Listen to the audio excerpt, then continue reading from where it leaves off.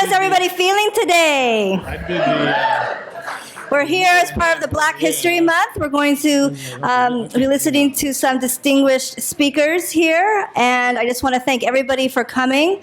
We will have a question and answer afterwards, and so just go ahead and settle in. I'm Hillary Zarate. I work in student affairs and engagement programs, and Dr. Chong, he's our president superintendent. He will be the facilitator today. So let's give him a round of applause.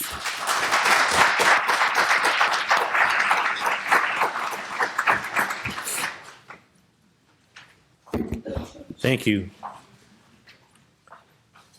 I Too Sing America by Langston Hughes. I too sing America. I am the darker brother they send to eat in the kitchen when company comes. But I laugh and eat well and grow strong. Tomorrow I'll be at the table when the company comes. Nobody will dare laugh and say to me, eat in the kitchen then. Besides, they'll see how beautiful I am and be ashamed. Welcome today to what I call the first in a series of courageous conversations. And I'm really proud and delighted to have three of my friends and colleagues to my left here today. And I will introduce them shortly. But I always want to let you know how significant it is that we come together at this time in the history of the junior college. We're in our 99th year. Next year we'll be 100 years old. And that's a big deal. And thank you. Let's give the college a hand. And we have many distinguished alumni here today. I have two of my board members. I'd like to introduce Maggie Fishman, the president of our board. Thank you, Maggie, for being here. And Dorothy Bentonfeld, the clerk of the board. So thank you. Yeah. So the idea behind doing this series was really to try to look at, when I thought about my own self-reflection and the impact that African Americans have had on my life, how do I bring that to the college? How do I share that? And the best way I knew to do that was to bring them here, have them tell their stories, and have you interact with them. Because I think they all have three unique stories with some common threads. But the thing that I will say as I introduced them was, you see what the common thread between Frank Chong is with these three individuals. So without further ado, to my left is the lady from San Diego who brought us sunshine, Joy Blake.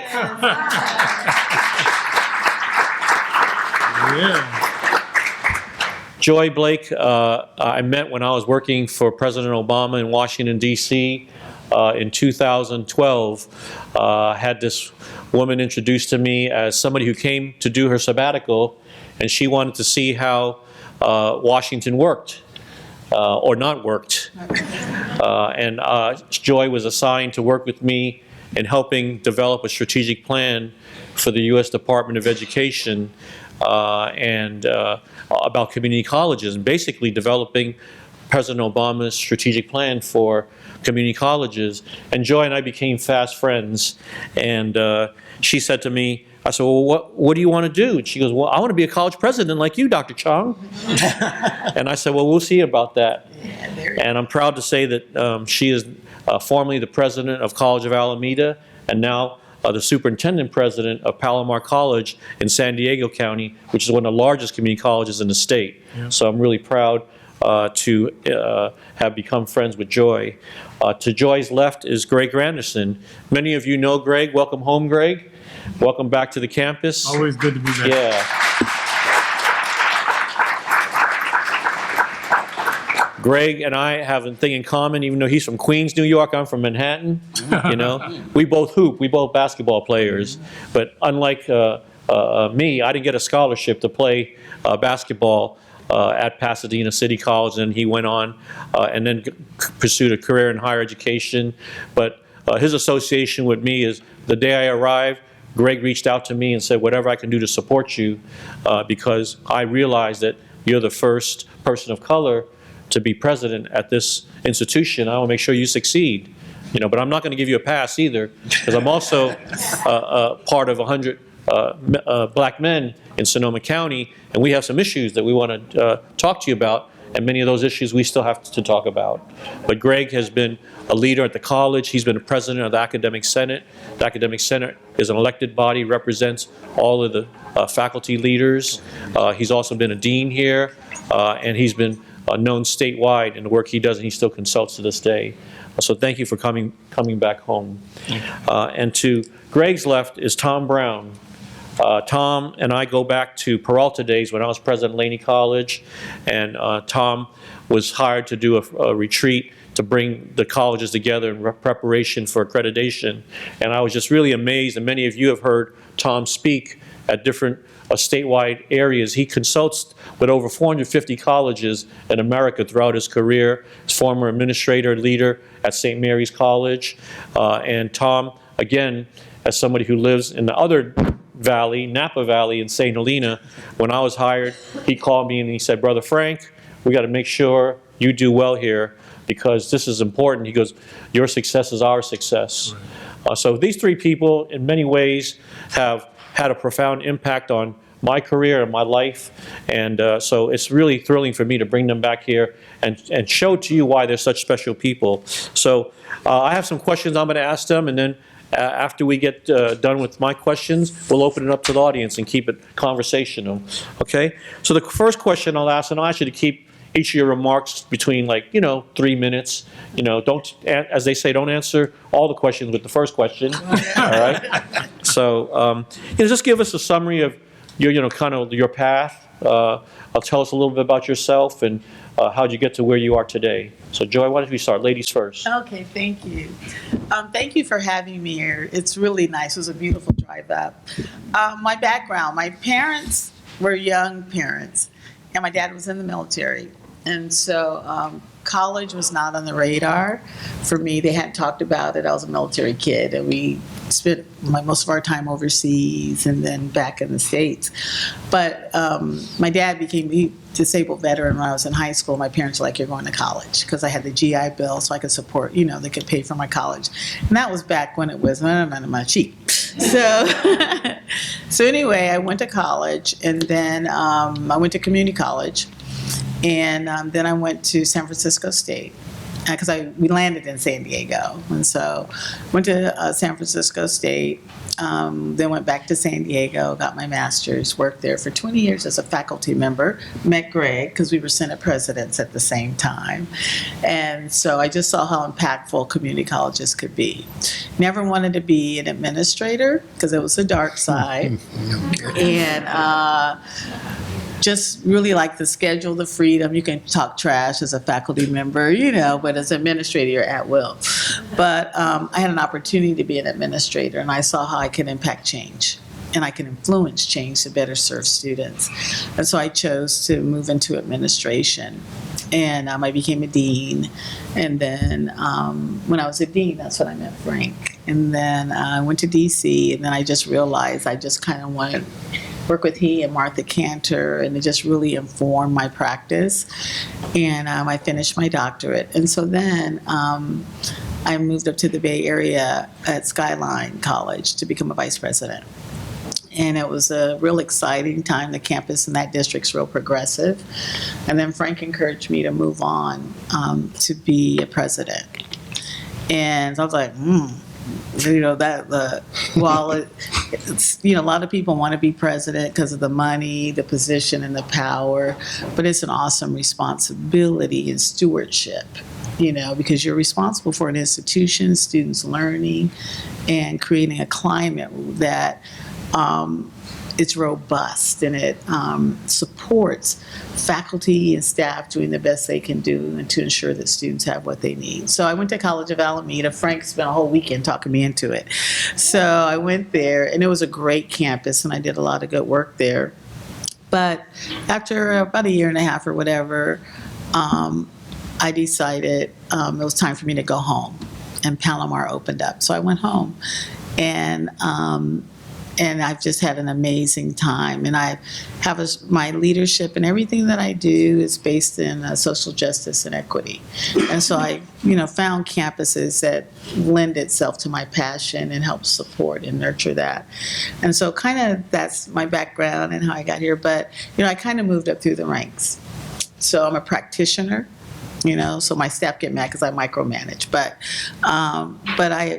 I was a counselor, I was an instructor, I was a dean, and so I kind of worked my way through. So I know the organization from, at each level because I worked it and I lived it and I haven't forgotten it. So, that's kind of in short, my background. Is that 3 minutes, Frank? Yeah. Okay, all right. It's hard to shut a president up. I wouldn't dare. Thank you, Joy. I'm a little different. I've known Joy 20 years. It's the first time I ever heard her since she was an Army brat. That makes two of us on the dais. 1968, I graduated high school and I was playing basketball. And as far as I was concerned, college was just the next place that you start playing basketball. It had very little to do with education, and so I did. 1972, I went for an interview at El Camino College for a job called a financial aid specialist. I had absolutely no idea what a financial aid specialist was, and when the interview was going on, I found out that they didn't either.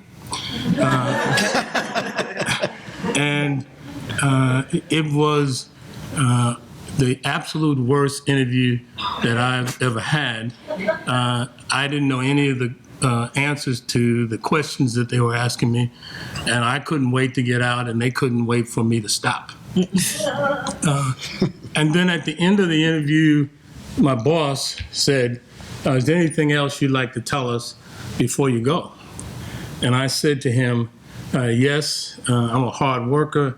I helped do some work at Pasadena City College with a lady named Jean Miller. And he sat up, and, you know Jean Miller? And I said, yes. And you can call her, to verify what I'm telling you. And he said, oh, okay. He made some notes, and 3 days later, I got the job. And I tell you that story because it had absolutely nothing to do with the interview.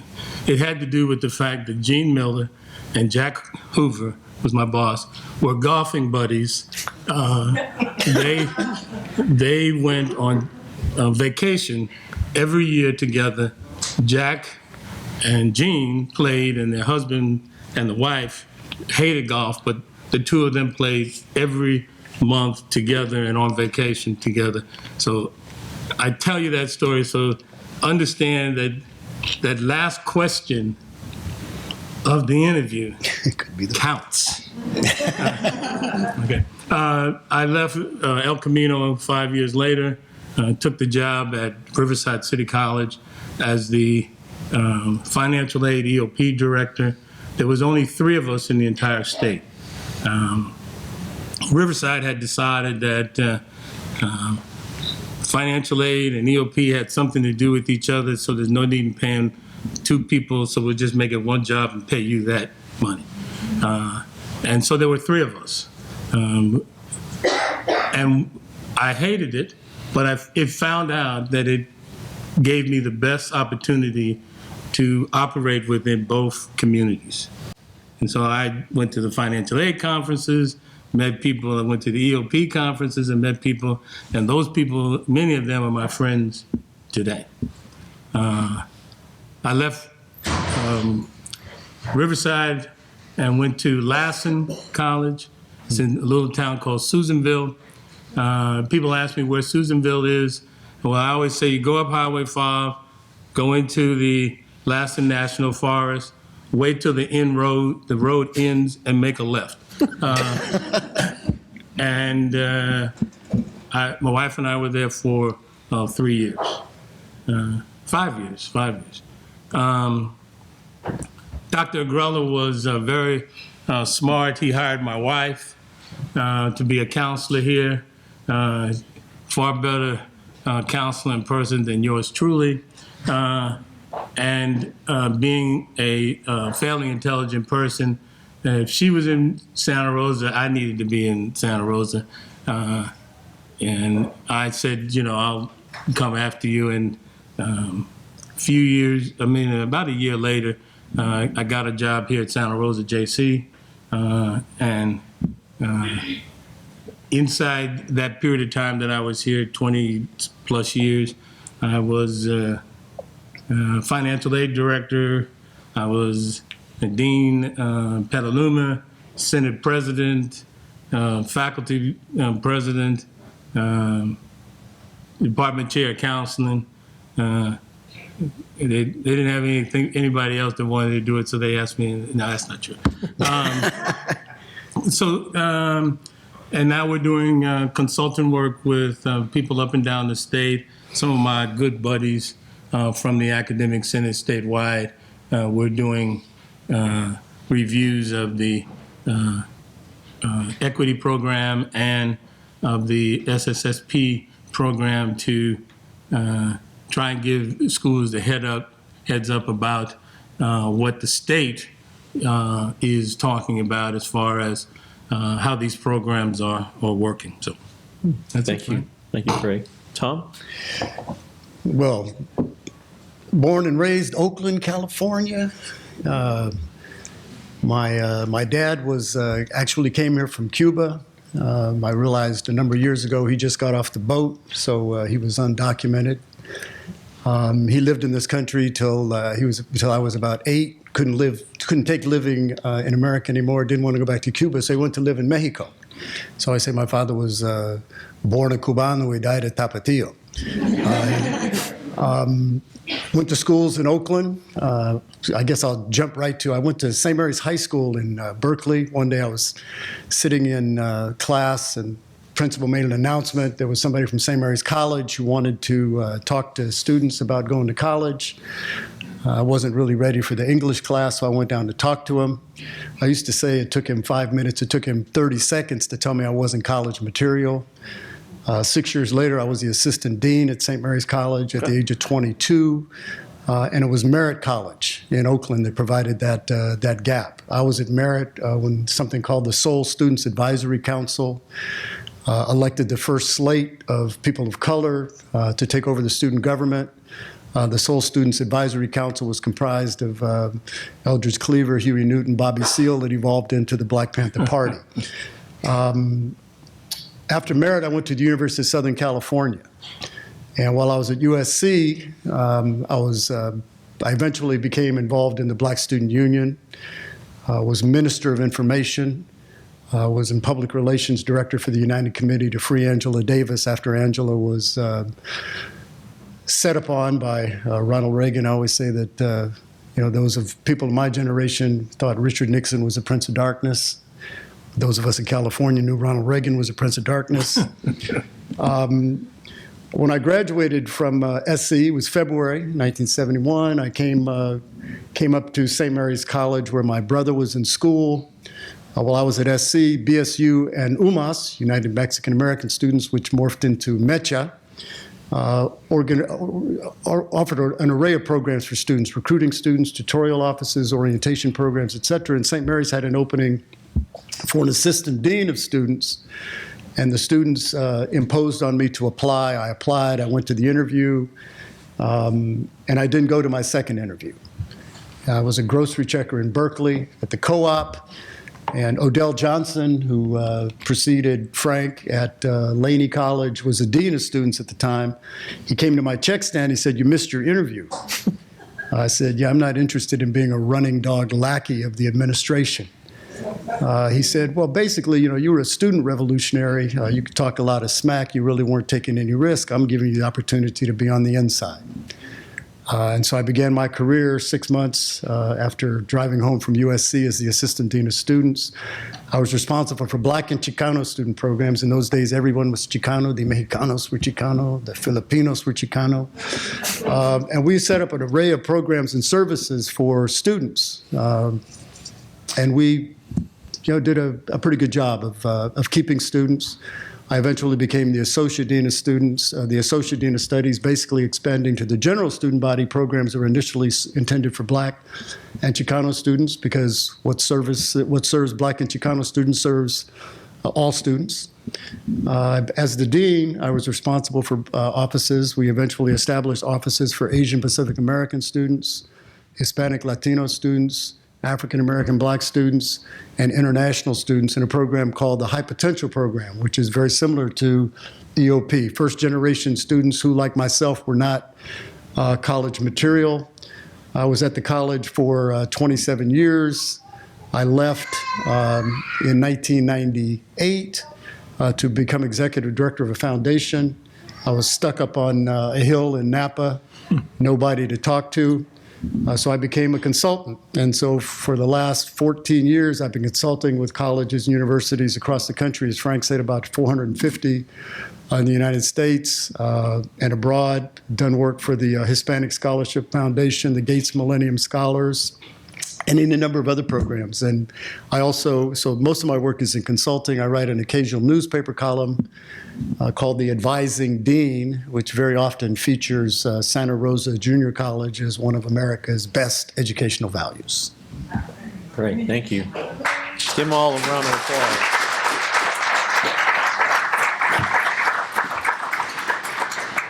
Now I want to talk a little bit about some of the struggles and obstacles you faced during your career and how did you overcome them. I think people would be interested to hear your journey and what some of the bumps in the road were. So why don't we start with Tom first, since you were last. Well, if you haven't seen it yet, go see a movie called I'm Not Your Negro. It's by James Baldwin. And in seeing that movie, it reminded me of a word that I had forgotten. The word is called recrudescence. And recrudescence literally means things that reemerge after we think they have disappeared. I was marching the Saturday after the inauguration of, and there was a woman with a sign, and it basically said, you have to excuse my language, she was in a wheelchair, older woman in a wheelchair, probably 80. She had a sign that said, I can't believe I still have to protest this fucking shit. So the challenge is, for me, trying not to get too angry. Trying not to get too angry. Although Malcolm said that if you're Black in this country and you're not angry, you might be crazy. Trying to, I spent most of my career on one campus with one president. And so it enabled me to build a level of credibility because in some ways I was an elder. I preceded, all of the department chairs. I preceded all the deans, all the provosts. And so it really gave me an opportunity to develop a credibility in relationships with faculty and staff, and especially with students that were really critical to my effectiveness. I think probably the biggest challenge I face is I got old too soon. That I think I've just begun to figure it out. I was at St. Mary's for 28 years. I always say I started out, I was 22 years old, so there were some students who were older than I was because they'd gone to Vietnam. So I was like their brother. And then as the years went along, I was like their older brother. And then I was like their uncle. And then I was like their father. And I remember this one young woman came up to me and said, are you Tommy Brown? And I said, yeah, why? She goes, do you know my Noni? And I said, your Noni? What is that? I said, isn't that grandmother? I said, who's your Noni? She said, Barbara Courtney. I didn't want to say, yeah, I used to date her when I was in high school.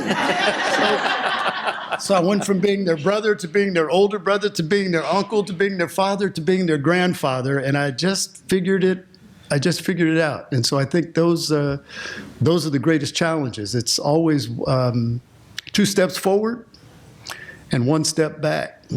But you have to keep persisting. I love that little hashtag that followed Elizabeth Warren, and she persisted, because that's what it takes.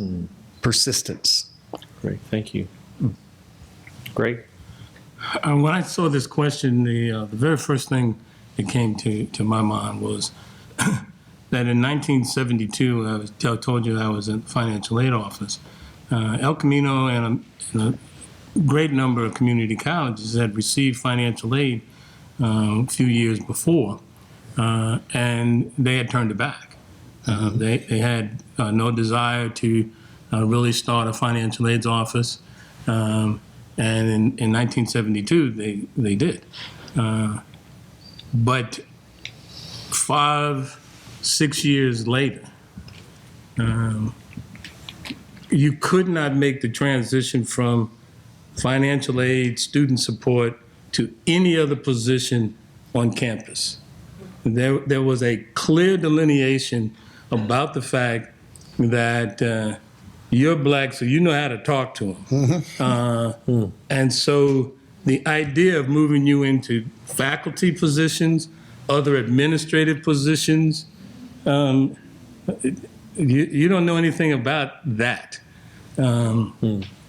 So it was extremely difficult for a man or woman of color who was in student services under the guise of financial aid or EOP to become the dean of student services, the dean, a faculty member in the counseling department or instruction.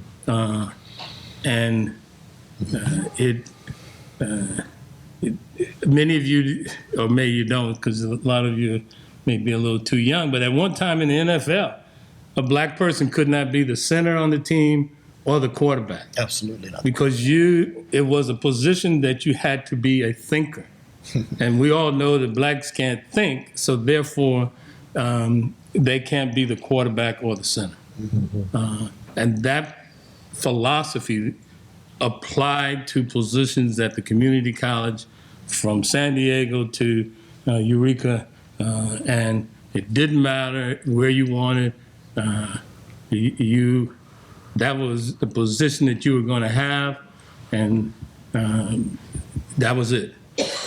And the classic story, and I'll stop, is that I had the audacity when I was at Riverside to apply for the dean's job. I turned in the application to Human Resources at that time.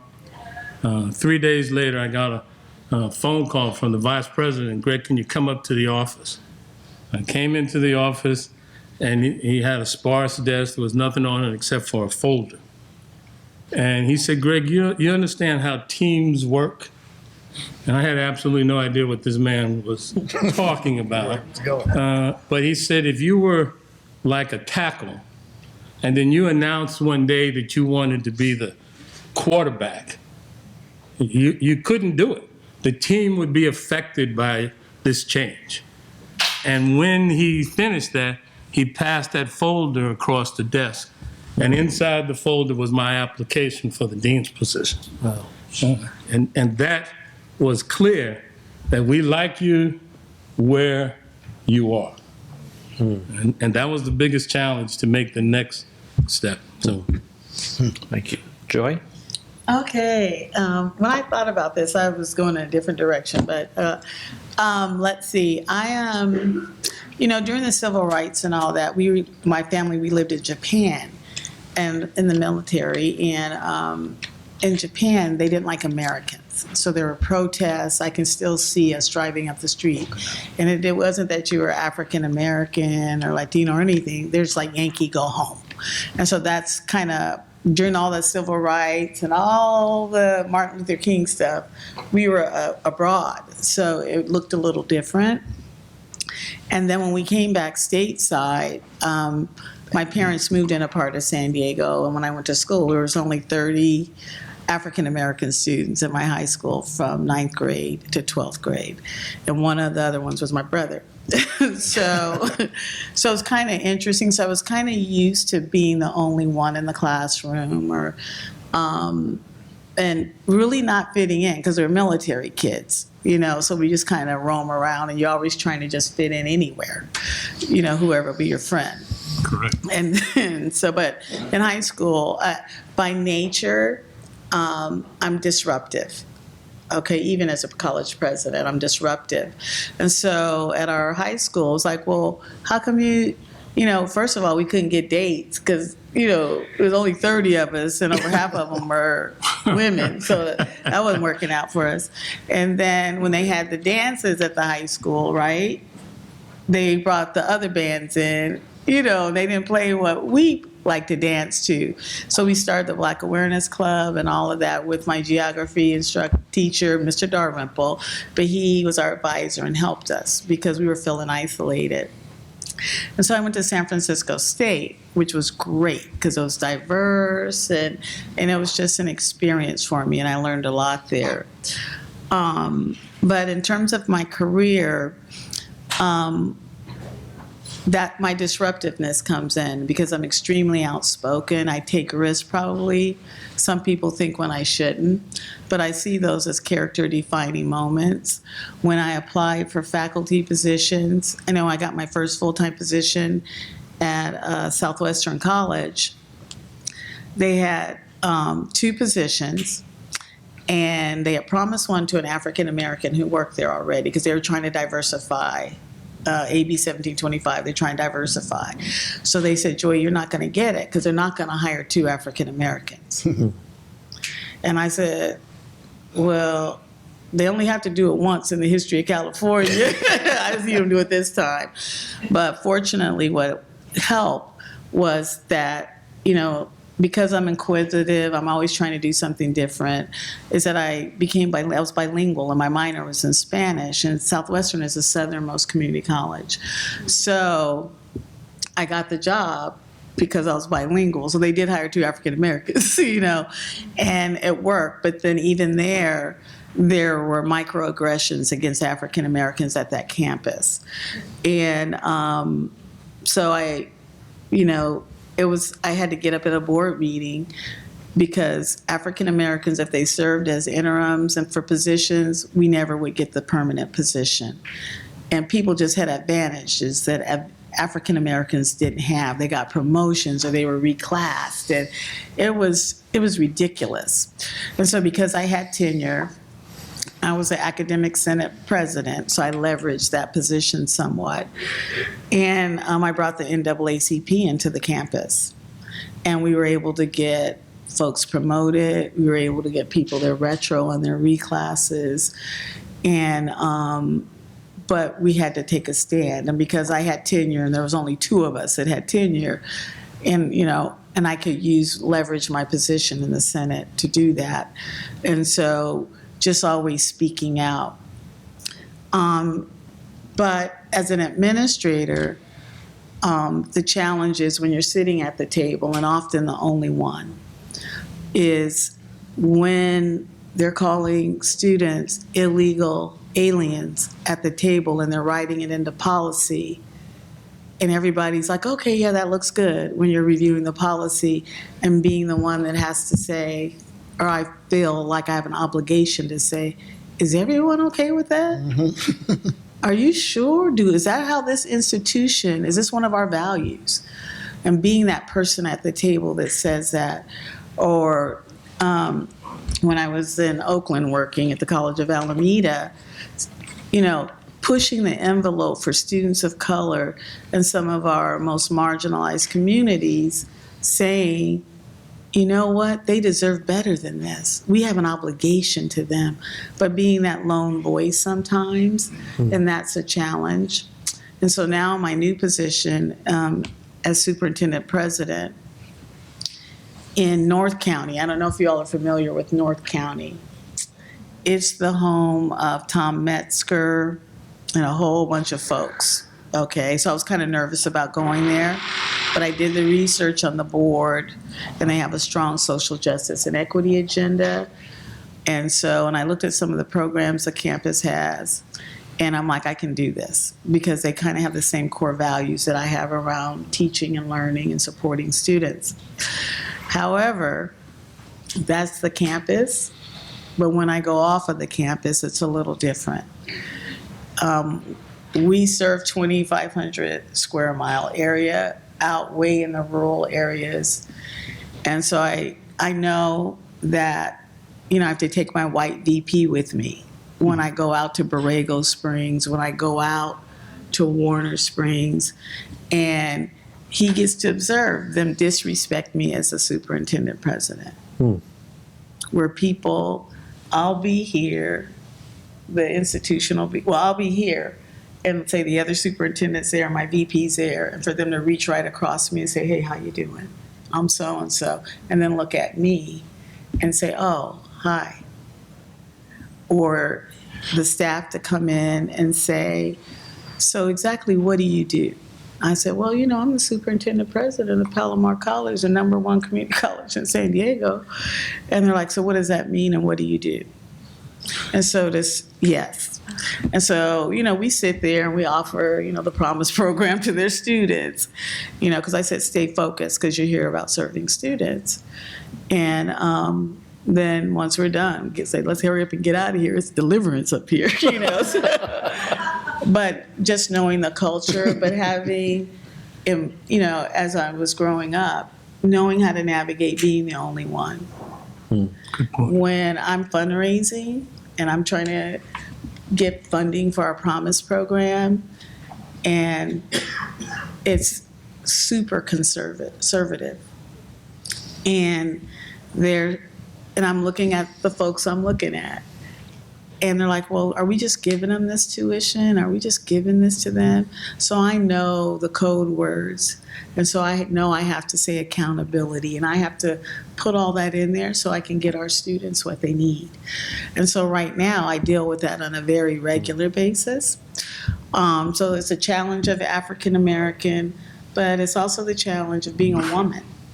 And a short woman, too. Because sometimes I go, is it because I'm a woman? Is I'm black? I'm short. I know it's one of them. Yeah. Can't figure out which one it is today. So and then because at Palomar. You forgot tough. Yeah, right. Yeah, they call it something else. All right. But Palomar is celebrating its 70th year anniversary. It's only had one other female. And it's the interim before me was Latino, male, but I'm the second female and the only African American. The people of color on campus are happy. They're just like, hi. And the black people are like, we can't believe they hired a black person, But, but there are folks that have issues taking direction from females, and that's just the culture of the campus. There are folks that have issues with me being African American, and I'm real clear about that. But I just say stay focused on your core and why you're here, and it's to serve students. And just know I have to be, like my friend said, when we go home as administrators, especially administrators of color, we're super tired because we have to read the line, between the line, around the line, on top of the line, and behind the line. Because I'm sitting there decoding. And can I say one funny story, Frank? This is Please. funny. I used to work for the president at Skyline College, and I used to tell her, we have bank, we go to receptions and stuff, and she wouldn't eat the watermelon or the chicken, because she's like, I am not doing that, and reinforcing the stereotype. I'm like, oh, they think you want it anyway, right? So last semester, I went to an event, the Sunrise Rotary, and it was at this Mexican restaurant. They had this big buffet, and they had, chilaquiles, they had everything. But they had this fruit platter, and the watermelon was so sweet, you could smell it. And I love watermelon. I could eat it every day. And I was looking at all those old white people, and I was just like, I can't have it. I knew I couldn't, because I knew they were watching me. I knew it, and there's just a freedom that we don't enjoy, because I was going to reinforce the stereotype. So I told my VPs when we go somewhere, wrap it up in a napkin and give it to me in the parking lot. But I had to share that with my administrative team, that's my experience when I go somewhere. I'm doing all of that coding because I'm looking at who's in the room, what's going on, because there's certain things I don't enjoy because of that. And maybe that's self-imposed, but it's a reality. Because when I walked into the Rotary meeting and they said, can we help you? And what that means is, you're in the wrong place. Yeah, you And might you're- be in the wrong you might, are you sure you're supposed to be here? Correct. And so that tells me a whole lot about what's going to happen. Even though I'm the keynote speaker, it tells me a whole lot about the dynamics.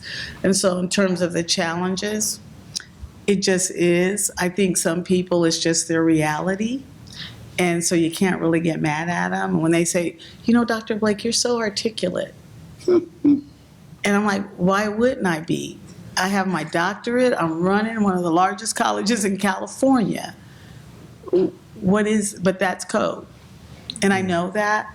So, but I don't think sometimes I don't think they mean any harm by it. It's just who they are, and it's just what their reality is. So I don't use a lot of my oxygen and energy around that. And I just stay focused. Kind of my primary goal, and like I said, is to serve students and support my faculty, staff, and administrators. Thank you. Greg? Thank you for sharing that. You want me to start the next question? All right. You get to do the next one. Oh, Let's talk about challenges. We talked about challenges of being African American in higher education. African Americans historically, like you said, they're kind of pigeonholed in different areas. You can't go here. I think Joy is starting to break the glass ceiling because she's so competent, she's so talented that they have to hire her in spite of her being short, black, and a woman. And that's part of my coaching her up. Right, when that's right, when we that's talked, Joe, how many colleges did you apply for before you got a presidency? Well, yeah, thank you, Frank, for reminding me.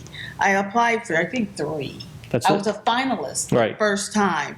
No, but I was a vice president because I know I was supposed to get that job.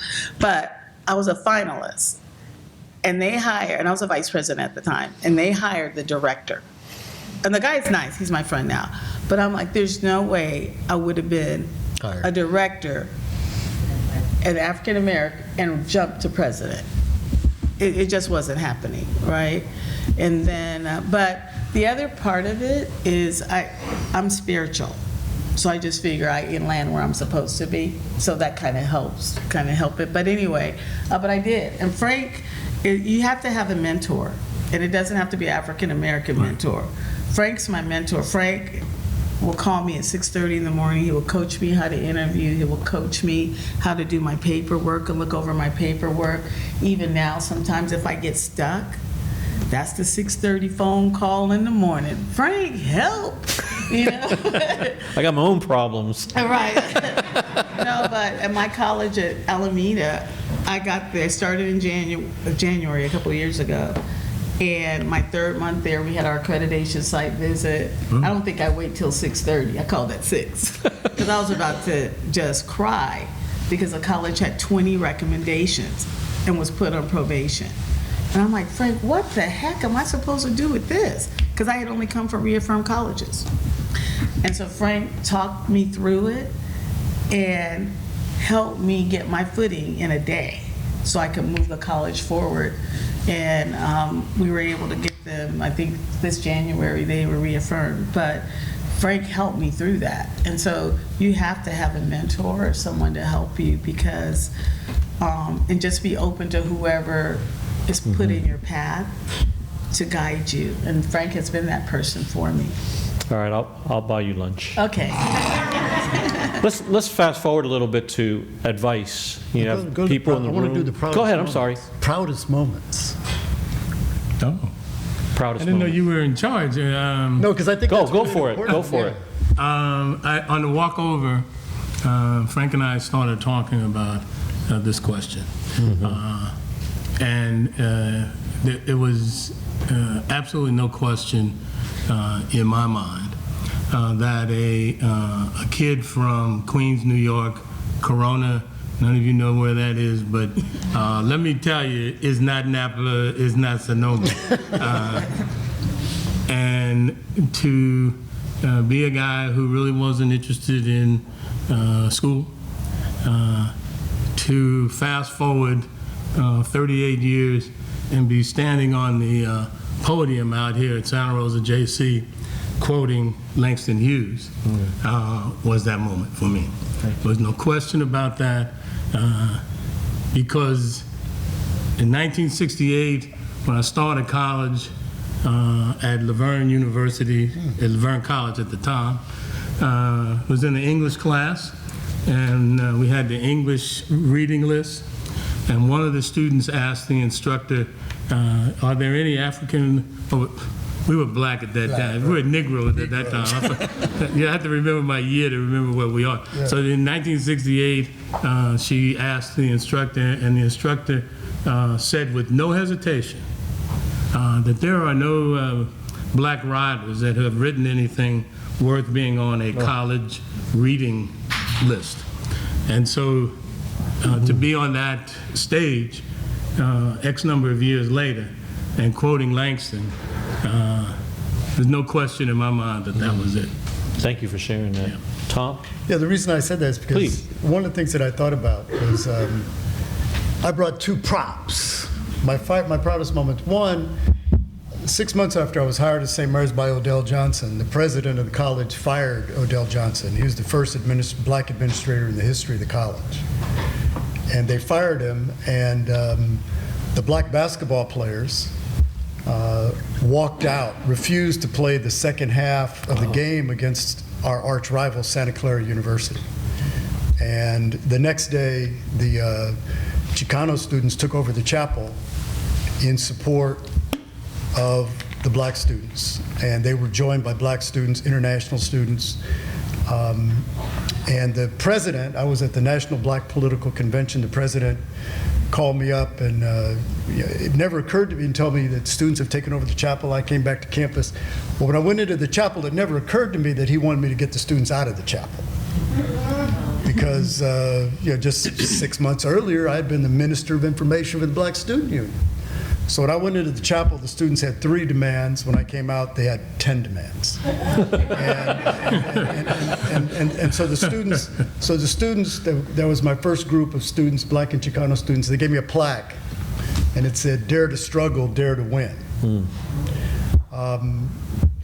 My last group of students gave me, and I always saw this as a challenge, dare to struggle, dare to win. And my last group of students gave me another plaque, my proudest moment. It says, "To our beloved warrior indeed, when the circle was drawn to keep us out, you in love took us in." So I saw the first one really as a challenge, and I saw the last one as an affirmation that in those 28 years, I didn't give up and I didn't give in. And it wasn't easy. Right. Thank you. Thanks for sharing that.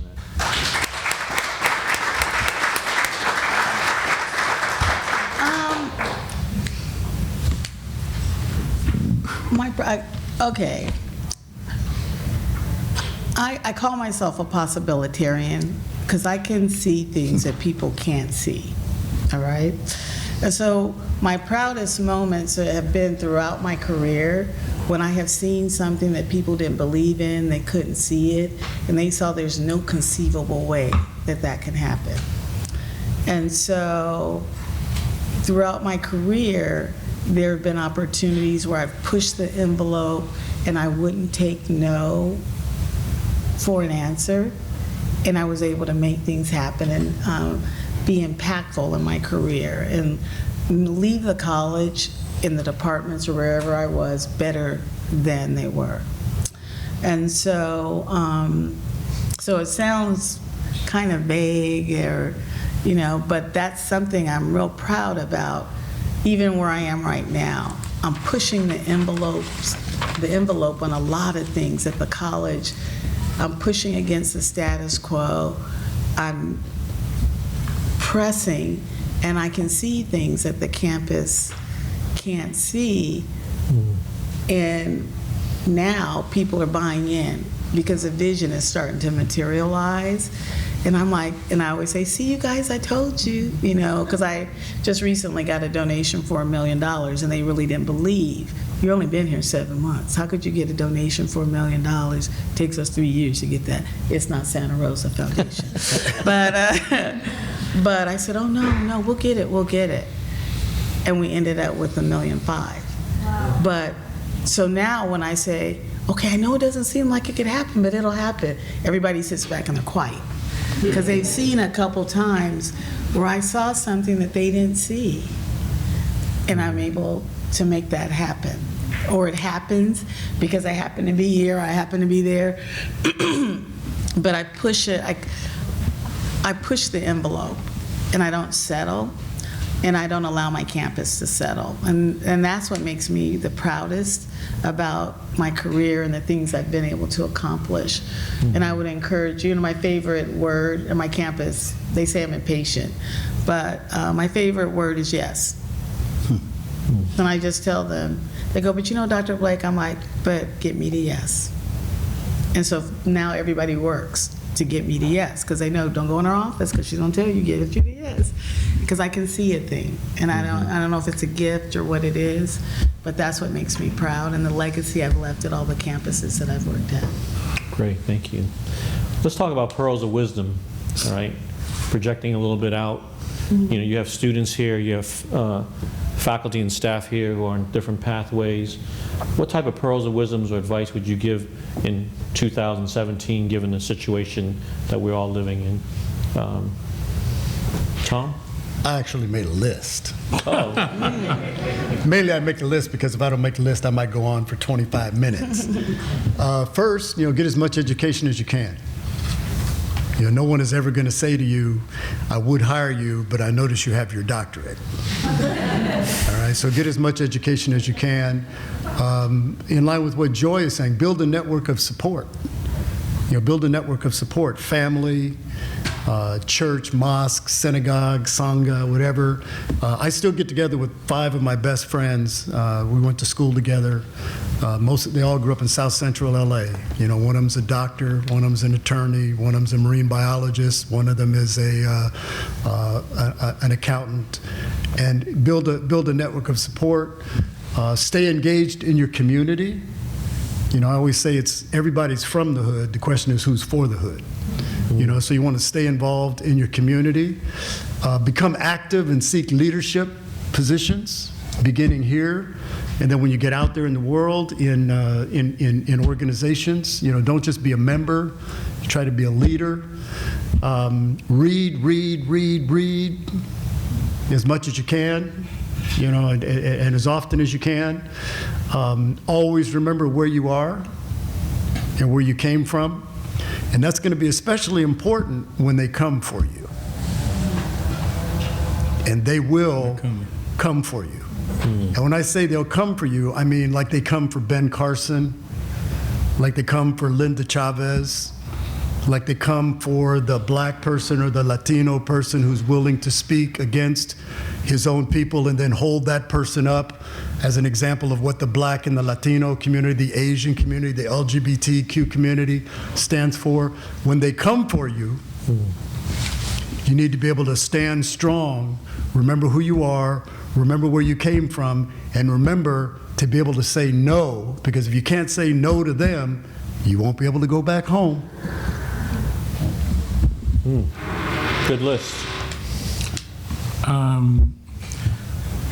I would tell you a little different than what my colleague has just said, because if we're thinking about higher ed, going from a AA degree, a BA, a master's, and then a doctorate, and then starting to look for work, you're going to be unemployed a very long time. Because one of the things that they're also going to want to see on that resume is what have you done? And if you've been just in school for X number of years, you're going to get a lot of thank you for coming. And so I would tell you that it might be to your benefit to take that first job, get into the system, and then start to pursue these additional degrees. She's left, but the department chair of counseling could tell you that if you're a counselor and you just graduate from graduate school and want to come to a junior college and be a counselor, probably not going to happen. So I tell you that take that first job, be a classified employee.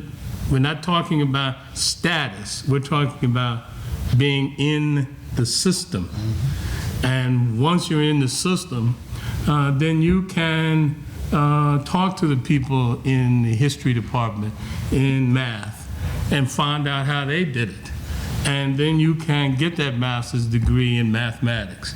And if you are a person who has interacted, when that adjunct position comes along, you can apply theoretically and get that position. And then when that full-time position comes, you have the experience to talk about.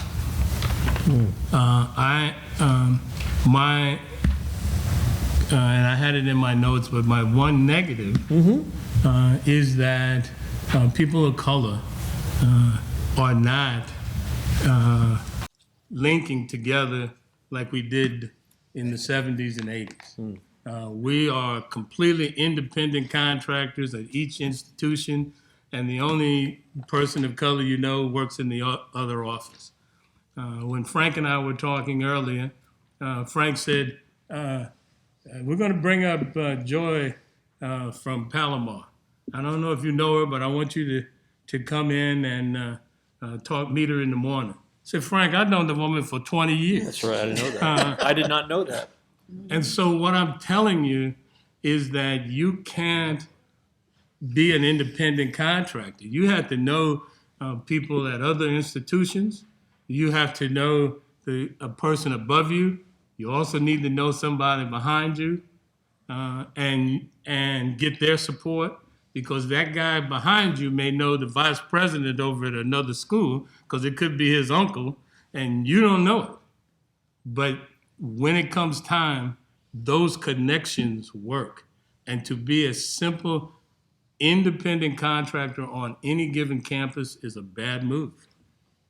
And so I think that that's where we are.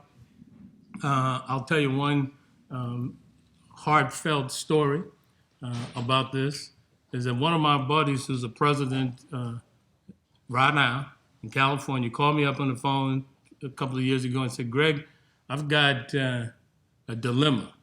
I want to run it by you. And I said, oh yeah, what's happening? He said that my vice president of instruction, of the student services is black. And the board has appointed the business manager to take the job in between until we hire a new business manager. And that individual is black. And I said, okay, what's happening, you know? And he said, and we have the vice president of instruction and the best candidate for this job. The best candidate for this job is black. He said, but can I hire her? And I go, well, what about that best part, right? And he said, no, if I do, the entire administrative committee will be black. And how will that look to the rest of the campus? Now, this is 2015. This is not 1968, 64, civil rights movement, Martin Luther King. This is 2015, and a college president is still concerned about how it's going to look. And that's why I'm telling you, you've got to make connections off campus so you know people, and when you make a phone call about not being treated right, other people can help. Now, Joy didn't tell you that when those things came down at Southwestern, she called somebody who was on the accreditation team at that time. I sure did. Yeah, I did. It just happened to be a call to Santa Rosa Junior College, and I just happened to be the person that was picking that phone up, who just happened to also be leading the accreditation team that was going to Southwestern. Mm-hmm. So if she doesn't know me, I don't know what to ask when I arrive on campus. And I just tell you that that's crucially important. It's not happening. Folks do not know. Some don't even know people at colleges as close as Napa. You've got, if you're a young person, you've got to make sure that you're not alone. And you don't have to be alone as far as on campus. If you know somebody in San Diego, LA, all of these things will work to your benefit. Great advice. I would say a couple things. One, be your authentic self, because the thing you know how to do best is to be you and not let folks define you. And so, I really offer that, because what a lot of my mentors share with me as I've been moving up the career ladder is when they hire you and people look at you, they want to know who they're talking to and who you represent yourself as. That's what they're going to get. And you don't want to get there and be something else, who you think they want you to be, because it's hard to live someone else's vision of you. So, because people change, people are flaky. They love you this week, they hate you the next week. So I would say be your authentic self. And know what your core values are and your beliefs are, because that's going to be critical. Because then when they come for you, you can stand up, and because there are going to be those character defining moments. And I just recently had one where I am now. And it was a defining moment for me, but I knew who I was. I took the risk, and it was liberating for me. Because what happens a lot of times, when you're the only one or there's only a couple of you, people get fearful. And so they feel like they can't say what they know is right and the right thing is, but you'll always prevail and land on your feet if you do the right thing. And so when I was at Southwestern, people were concerned that, it was going to interfere with my career and my advancement if I spoke up. But actually, it helped me, because people knew I was real clear about who I was. I had clarity about the right thing to do, and it helped advance me. And it's helped me up until now. And so I would say just know what your core beliefs are. Again, the network, I'm going to ditto that. I have a broad network throughout the state. I can call and find out, is that job really open, or they got somebody picked already, because don't put your application in. I mean, and I had a friend who recently, I called to find out, was it really open? They're like, no, the chancellor hasn't really found anyone yet. And she made an appointment to meet with that person, and he hired her right at the lunch. But I told her before she went, so she knew how to navigate the lunch. So you need to have a broad network. And also, I would say, don't let people define you and what your success is. Some people, at my doctoral program, a lot of folks wanted to be chancellor, they wanted to be president, because they saw it as a status symbol, the money, yeah, it's good. But you have to want to do this work.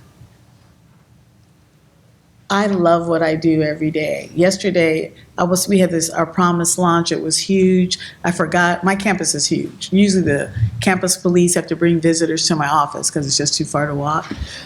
I forgot I had parked my car way over on that side, and I was there late. But I was so happy, because it was just my dream, my vision for the students.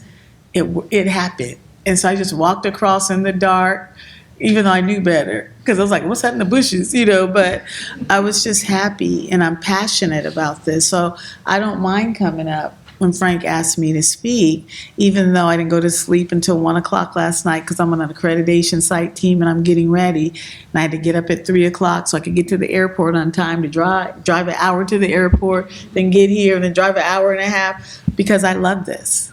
And you have to love this work and know that you have an opportunity to have an influence and change the lives of folks sometimes who have given up and don't have hope, and mitigate some of the disparities in some of the most marginalized communities that we serve. So figure out what success is for you. And so it may be entrepreneurship. It may be moving on and getting a terminal degree. It may be career technical led, but define that. Don't let your family, your friends, or anyone make that choice for you. And it'll help you to be successful. And that comes through when you interview for jobs. Because one thing is when I interview, I'm authentic. Because I love this stuff, and it comes across in everything that I do every day. And so you want to choose your passion, and you want to choose something that's your gift and what your mission is in life, because it'll come easy for you. You don't have to work. I don't have to work hard at being a president. I tell people what to do, but no, I'm just kidding. But I like leading folks toward transformational change. I like that, and I have a knack for it, and I don't have to work hard at it. Sometimes it's challenging, but I know I can work through it, and I can, make things happen for students. So I would offer that to you, but figure out what it is for you, and then you'll be successful. But don't let anyone define it for you. And then surround yourself with people that are going to help you carry out your mission and your vision for success for yourself. Thank you. Great advice. Thank you. Yeah. Thank you. Let's give him a round of applause. We have some time for questions, so we have a mic up here. If you have any questions, if you want to direct it to one of the panelists or all three, please come up, identify yourself, and ask a question, please. Thank you. You can make students first. Yeah. I have a question for all of you, and I'm wondering, you mentioned stereotypes, you mentioned cultural. I'm wondering, what is it that you believe is the reason of the human condition that perpetuates racism, that we are still talking about it in 2017? Good question. One thing that I've thought, I don't know if this is true, is that racism increased during the Obama administration. And I don't know if that's true, but I found it a fascinating comment, attitude. And I'm just wondering if we can identify what it is in the human condition. Is it us versus them? Is it a fear of things that are different than us? That how can we use that knowledge to turn the tide and transform? I'm going to use a quote from a wonderful book. It's called Between the World and Me. And it says that the major challenge is that America is a nation consumed with the politics of self-exoneration. That America has not come to terms with its most original sin, the extermination of the indigenous people. It has never apologized for the enslavement of Africans over 400 years. We built a museum, a Holocaust museum in Washington, D.C. before we built a museum of African American history or a museum of Native American history. And you're right. So part of it is a wonderful book I recommend by Daryl Wing Su. It's called Race Talk. And it basically says that we can't have genuine conversations about race because it makes white people uncomfortable. It makes white people uncomfortable because all of us want to believe that we are good, decent, moral people and that racism is out there, but it's not right here. And you're right. When Barack Obama dared to be elected president of the United States, white attitudes toward blacks worsened by 3%. Between 2008 and 2012, toward Latinos and Hispanics, it worsened by 5%. So not only is there not a post-racial era in America, we go back to recrudescence. All Donald Trump, I'm sorry, I hate to mention the name, all that man has done is to bring to the surface that which was always right below the surface. And so that's the bottom line. Until America comes to terms with the fact that it is a nation born and bred on race, that it was not settlers who came to America, it was invaders who came to America, that we're not going to be able to move forward. Got to be able to own it in order to be able to move beyond it. That's my feeling. Pretty clear. You have to know your history again to know where you're going. And people were, at least appeared to be surprised that Trump won the entire East Coast, start from Washington, D.C., and go all the way down to Florida. But you have to remember that Lyndon Johnson said that we've lost the South, and that was in 1964. And what he was trying to do at that point in time was to talk about civil rights, and he wanted to get a bill passed. And the Dixiecrats told him, well, if you do that, you'll not win the South again. And they finally had an opportunity to prove that. And so if you look at where he won, down the middle of the state, for all intents and purposes, the Dixiecrats came out to vote. The interesting question, where we headed, I think it really is a challenge for these two presidents, because the Secretary of Education is a voucher person. And how she intends to, at least proposed at one time, to pay for vouchers was to reduce the amount of money that went to colleges and take that money and put it into voucher program, because she didn't believe that everybody should go to college. And so by taking that money and putting it into vouchers, it will force colleges to tighten their admissions process, and it will force them to determine who these limited dollars should go to. And therefore, college presidents will have to start making some really tough decisions about admissions policies, financial aid policies, testing. The University of California, Berkeley said that we don't want to have remediation anymore. We're done with that. And don't want community colleges to have it. Well, but the state legislature said, no, you still have to do it. But when Berkeley makes a public statement that they want to eliminate that, they're making an overt statement about who they really want to serve. But my colleague was talking about buzzwords. And remediation is a buzzword, ladies and gentlemen. When there's a discussion about remediation, generally the upper ranks are not talking about people who are not of color. They want to know, well, we can do things with the people of color, but if we let the white remedial in too, we got too many people in remediation. So I just tell you that it could be 4. Some people are thinking it could be 8 years of complete change in this country. You asked about Obama. When you're the president of the United States and the day that you are elected, the party says that we're going to do everything we can to make sure you're a one-term president. The day that you were voted in, the day that you put your hand on the Bible, that's the day they chose to make that statement. It made a defining statement to the public that there was a difference in white and black as far as Congress was concerned. And I think it just, over the course of the years, it just permeated to where we are today. Yeah, I mean, I go think it was back- an excellent question. Thank You think for about the asking. 60s, we weren't grateful.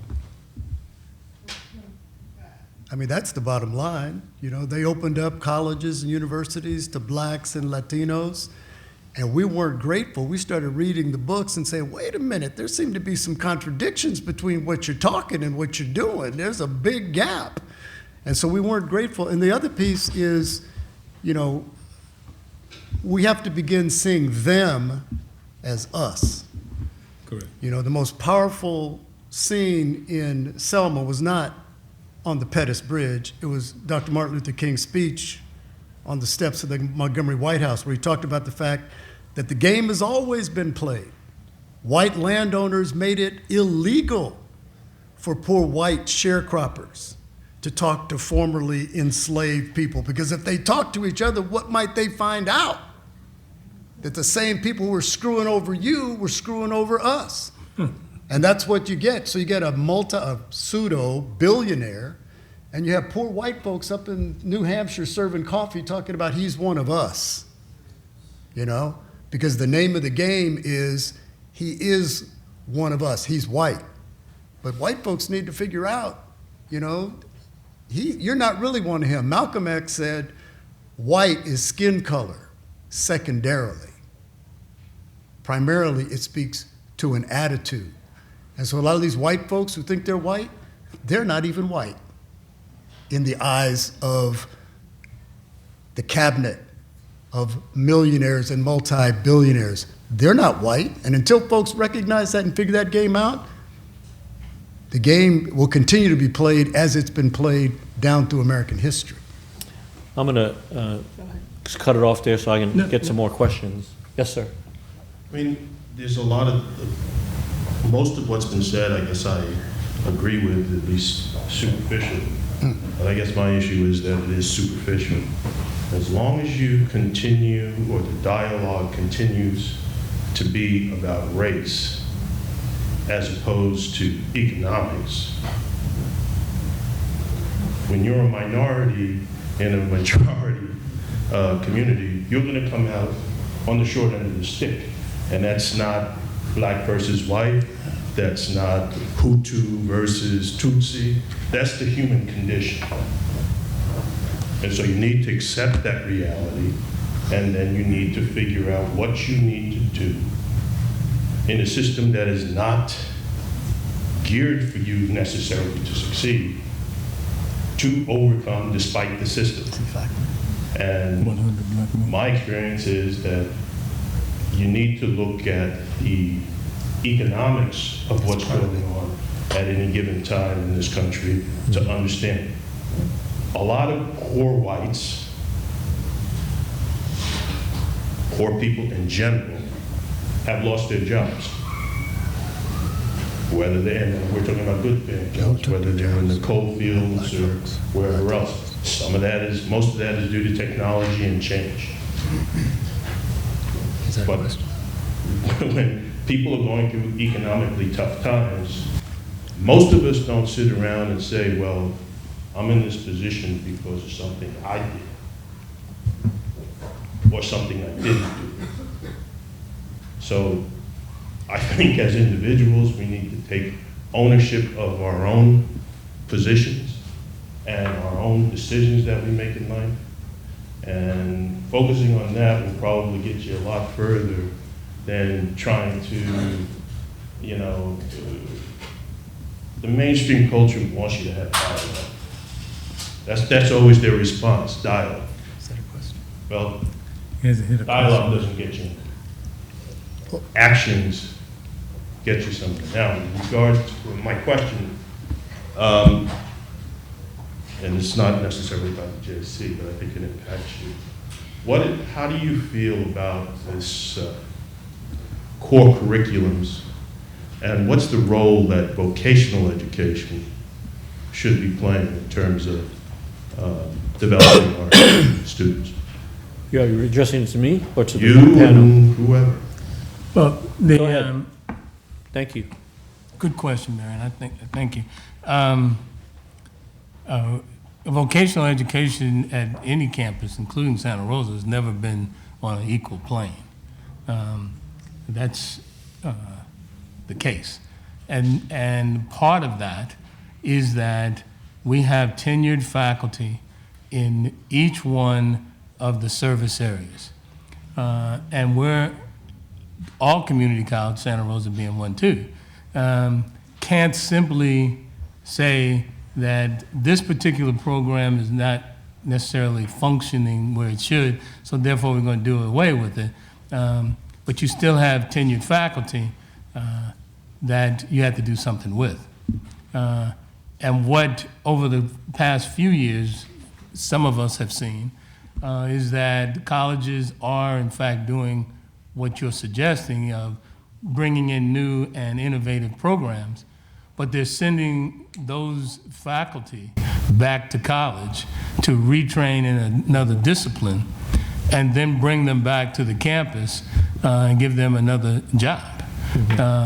And then freeing up those dollars so that the president then can say, we have a, I don't know, a diesel program. I think Santa Rosa has one, but a diesel program we want to start up. We want to bring in 2 new faculty.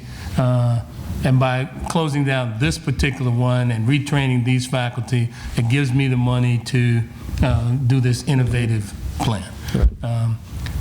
But until the state gives schools money to start new programs, and I'm talking about, there was a big deal a few years ago about heavy equipment, construction.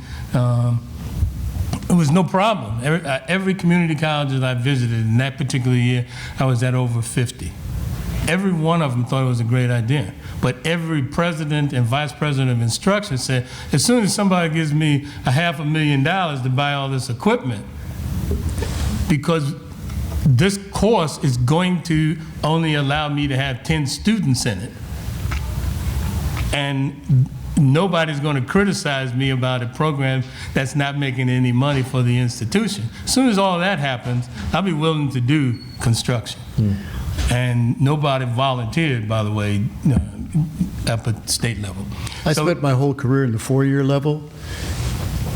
You get a degree in radiologic, you get an AA degree or a certificate in radiologic technology, HVAC, diesel mechanics, you've got a job in your field 6 months after graduation. Go over to Stanford, ask them how many PhDs in English and philosophy have jobs in their field 6 months after graduation. Career and technical education is not my daddy's Voc Tech.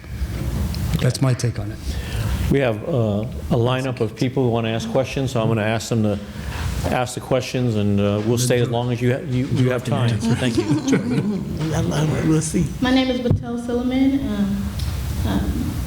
From hearing what you guys are saying, I can tell that social capital, or just from looking at careers myself, social capital is one of the most important things that you can gain as a student or as a person. So I was wondering, I am the president of the Black Student Union here, and I agree wholeheartedly with what you were saying about the fact that Black people don't link together anymore as well as they have all throughout history before this time. And I was wondering, what was it about the time that you guys are familiar that had Black people so willing to link up? And what could I do, or what could you do to kind of cure the apathy of Black people specifically to want to build a community again within ourselves? That's my first question, which is directed to all of you guys. My second question is specifically, Ms. Joy. I'm very, if anyone was to describe me that knew me, I think the first word would be aggressive. I have what you call black girl syndrome really bad, like you do. And I'm wondering, what can you do, or how does that affect your being charismatic in order to achieve social capital? Go first. Answer the second question Second first. verse, yes, I will. Well, I wouldn't say I'm aggressive. And I wouldn't call and I wouldn't say you're aggressive. Those of us who I don't know know her, you, then- I'm not. No, that's why I like disruptive, right? Because you're willing to call people out, in terms of what's right? Not just for the heck of it. But one thing I have learned is it's important for me to be able to communicate so people can hear me. Because when I used to get in people's face, right, they couldn't hear me. And so now I have to sit back, think about it, be quiet, be real intentional and deliberate in my approach.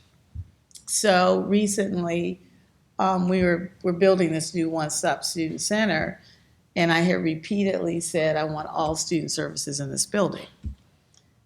And they came and told me, well, it's going to take $21 million to have everybody in the building. So we're going to have to go over budget $21 million. And my first reaction, and I'm thinking it is, you got to be kidding me. I told you 5 times, I was kind of thinking that. But I just sat there and I listened and let them talk. And I said, what I need you all to do is go back and rethink the square footage, who's getting what, and come back because everyone has to go in the building. And without attitude, without frustration, without, because I need people to hear me, to get them to do what I need them to do or to cooperate with me, or I'll typically just inquire.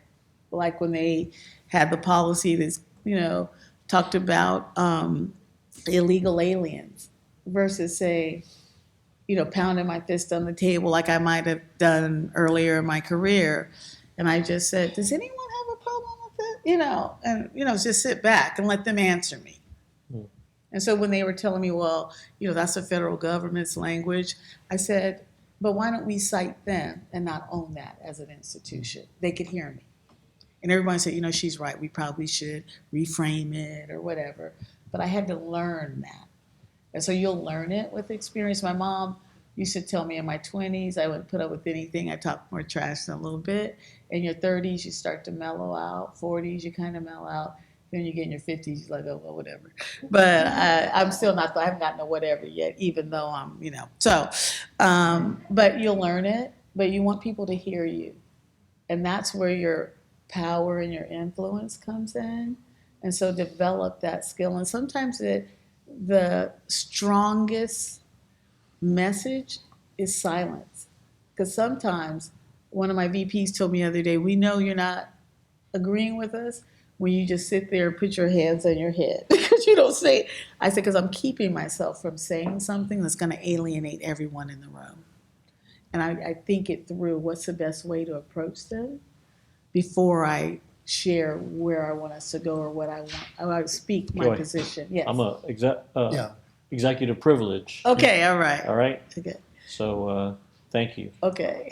Anybody want to I was answer the going to first say, question? one of the quick things is every movement that's ever taken place in this country began with students. It began with students, and that's all over the world. Standing in front of those tanks, Tiananmen Square was a student. Soweto, it was students. Civil rights movement, it was students. It's always been students. I saw a wonderful sign in a hotel in New York. It says, "Sorry, kids, we've left you such a screwed up world and no place to smoke." It really is up to students to initiate the movement because it is your time. It is your time. We had two presidential candidates who were 70 years old. Really? And young people have to do what? Get behind a guy who was 74 years old or however old Bernie was? The movements have always been students. Students have heart. Students have courage. Students are idealistic. Students are willing to fight and die because that's what they've done down through history. So it's up to you to lead us. We ain't done that well lately. Okay.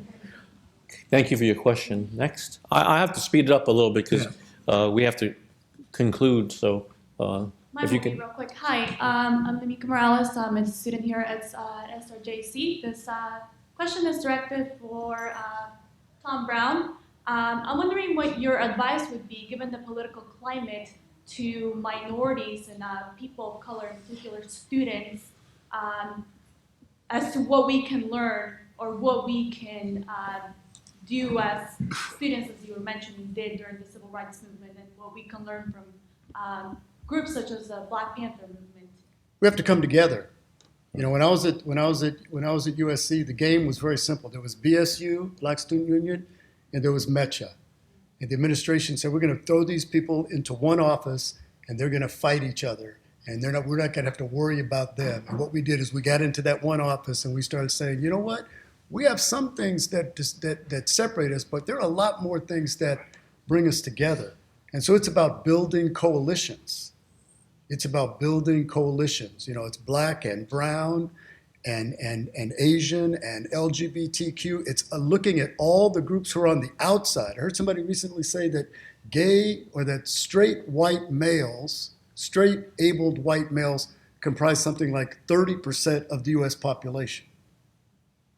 How are they running the show?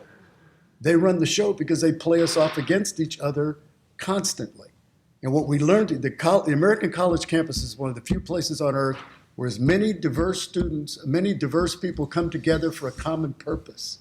There are kids here at Santa Rosa Junior College whose countries are at war with each other. There are kids at this college whose neighborhoods are at war with each other, Norteño, Sureño, Crip and Blood, and yet they come here and they manage to get together. We have to build coalitions with each other.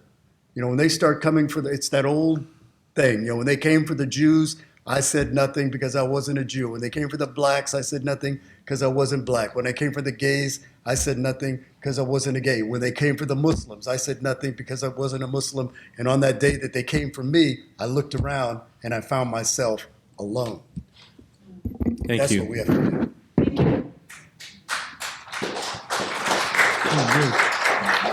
That's a good answer. Hello, my name is Robert Martinez, and I'm the Assembly Member of Disability Affairs here at the SRJC. And thank you. And you somewhat answered this in the past question, but I just wanted to reiterate and make sure that it was clear. So a student came to me and said that she did not feel very welcomed, not necessarily here at the JC, but in this local community because she was a black woman. She felt that it wasn't very welcoming and she wasn't very included.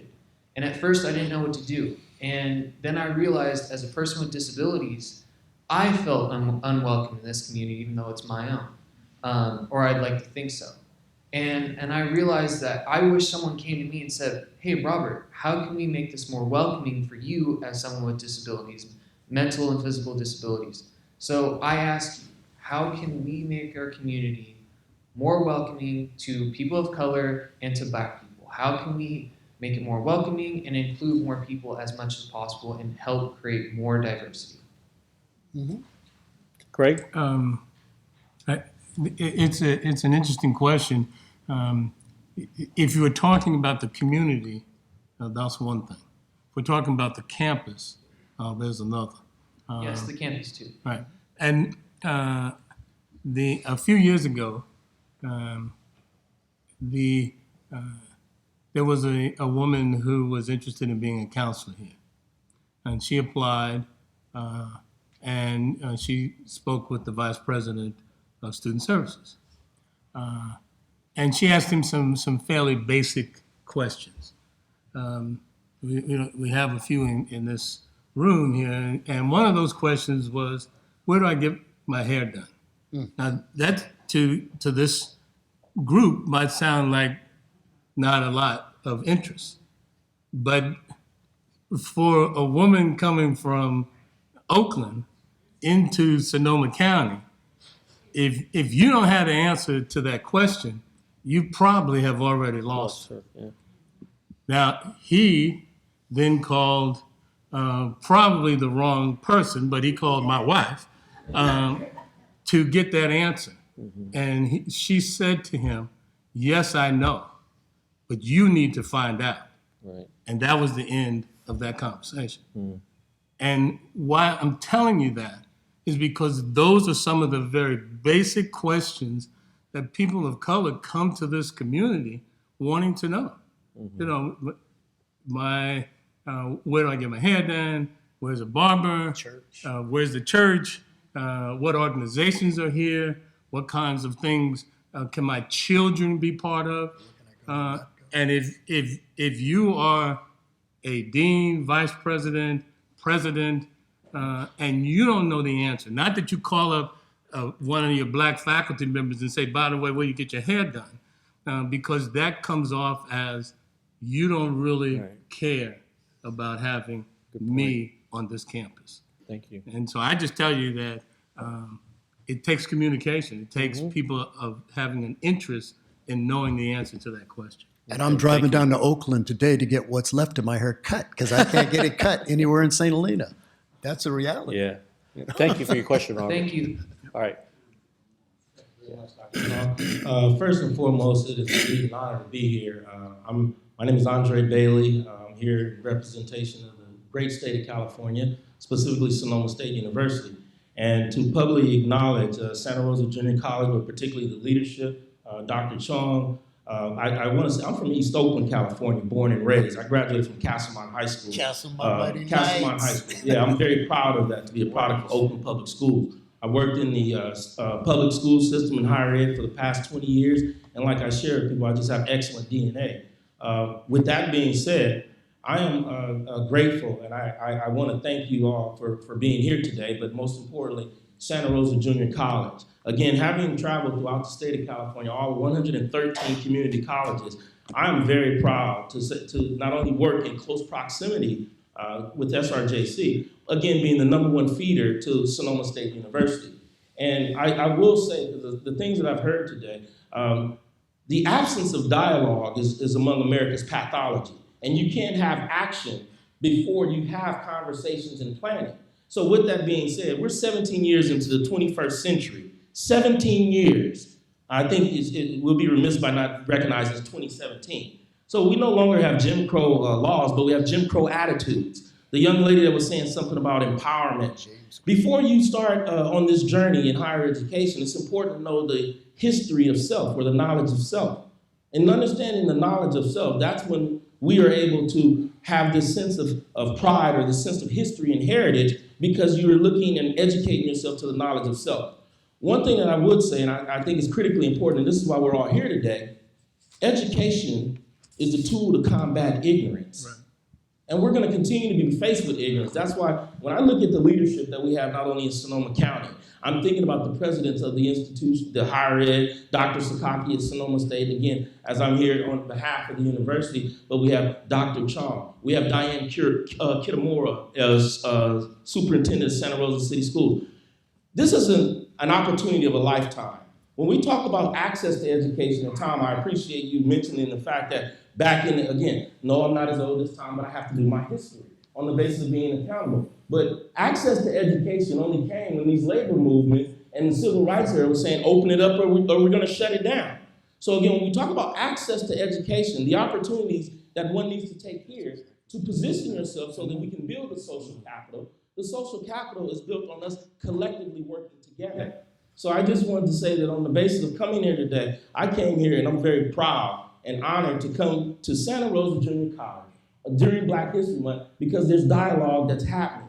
And again, when we talk about being welcome, it's a matter of aligning oneself with not only like-minded individuals, but individuals that recognize the value of education.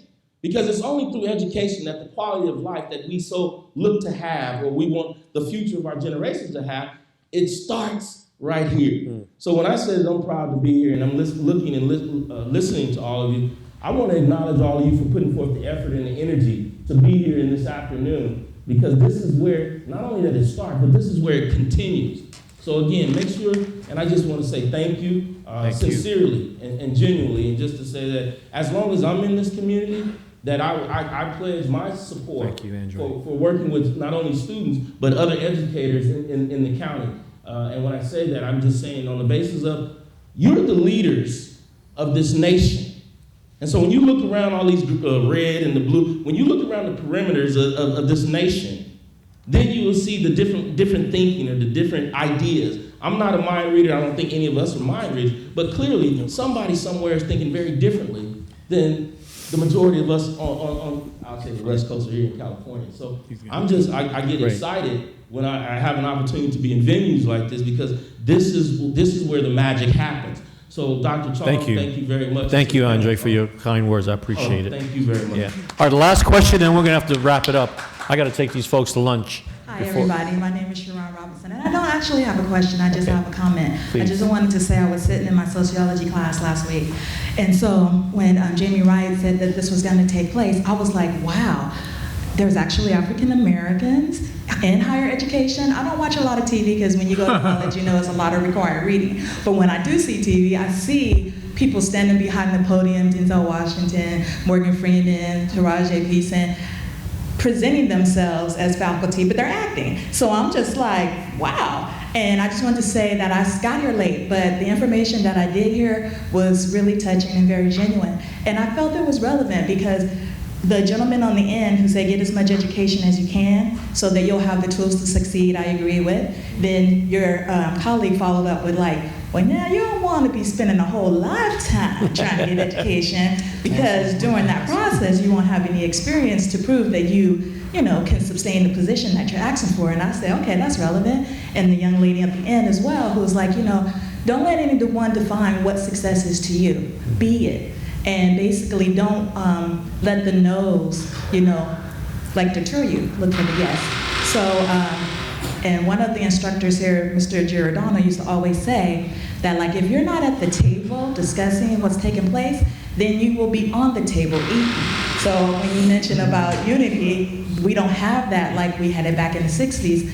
All of it was relevant, and I just wanted to say thanks for sharing your presence and giving us genuine advice. Wow. Thank you. Thank you. We want to end on that note. Thank you. You can only become truly accomplished at something you love. Don't make money your goal. Instead, pursue the things you love doing and then do them so well that people can't take their eyes off of you. These three people we can't take our eyes off of. Thank you very much for being here. And thank you all for being here today, too. Thank you. No, I was saying, the reason